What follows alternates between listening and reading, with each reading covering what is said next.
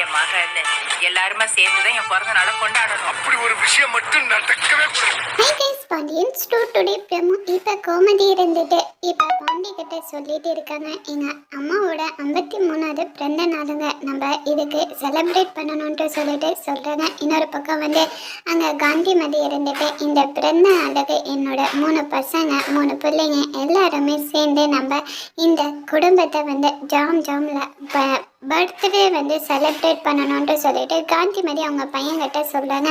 இந்த மாதிரி மட்டும் நடக்கவே நடக்காது, அந்த குடும்பத்துலேருந்து யாரும் வர மாட்டாங்கன்றாங்க. கோவப்பட்டு காந்திமதி அங்கேருந்து கிளம்பி போகிறாங்க.